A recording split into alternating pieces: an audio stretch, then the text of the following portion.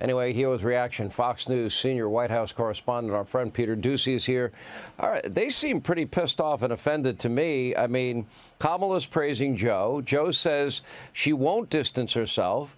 KJP is saying that there's no daylight at all between their views. Susan Rice finds it offensive, and she was an integral architect of this. Well, she seems to be distancing herself from my perspective, and obviously, based on your questions, I would argue you think so too. Well, it seems like, just based on what we are told and what we hear, that President Biden, when he agreed begrudgingly to leave the race and endorse Kamala Harris. Remember, this time last month, there were some Democrats who wanted some kind of a mini primary where maybe some other ideas could organically get elected by delegates, and a different person or a different platform could rise up to the top and challenge Trump. But it seems like when Biden said, I'll get out of the way and endorse Harris, but the condition is I am only going to support everything that I've been doing for the last couple of years, and that's got to be the centerpiece of her platform too. That's what we're hearing from all the hardcore Biden people, like the president himself, obviously, but also the press secretary and Susan Rice.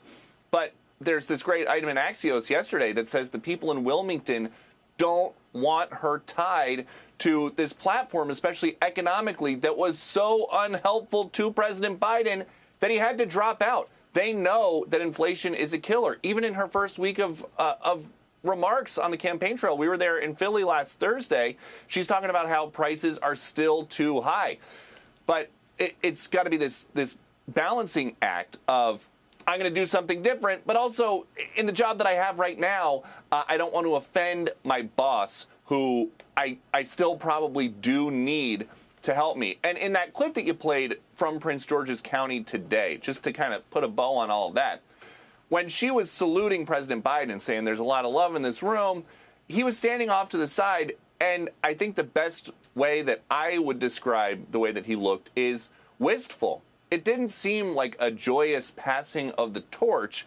It seemed like he was just standing there, and he knows for the first time on stage that this today is the beginning of the end of him as president and of his ideas. And he can say that she is not going to distance herself from his economic policies all that he wants, but she's unveiling an economic plan tomorrow, and it's all stuff that's different.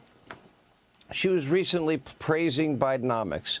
She went along for 3 years with the lie that inflation's transitory. She went along for 3+ years with the lie that the border's secure. Now, she is backing away from her, I'll use the filibuster, eliminate the filibuster to pass the $93 trillion Green New Deal. ICE was compared to the KKK, and she wanted to rethink ICE. Now she wants to fund them. Against fracking, against drilling, wanted to defund, dismantle, no bail laws. Of course, she was the vote that was the tipping point as it relates to taxing tips in the Inflation Reduction Act, the opposite of what she's saying now. She wanted Medicare for all, universal health care, eliminating private health care, and, of course, on the borders, you know, decriminalize, open borders. And you heard the cut we played earlier. This was the wall was a vanity project of Donald Trump's because he thinks that terrorists might invade the country. Well, Peter, terrorists are in the country. That's what Congress is telling us. And the last time that she was a candidate advocating for herself, she just needed to win progressive Democrats. I spent weeks of my life chasing her around the halls of Capitol Hill in 2019 and the beginning of 2020, at a time when she was rated just objectively by, I believe it's PolitiFact, the most liberal senator. It would, we would hear Bernie Sanders or Warren, who were also running, put something out, and then she would come up with something that was, at the time, more progressive.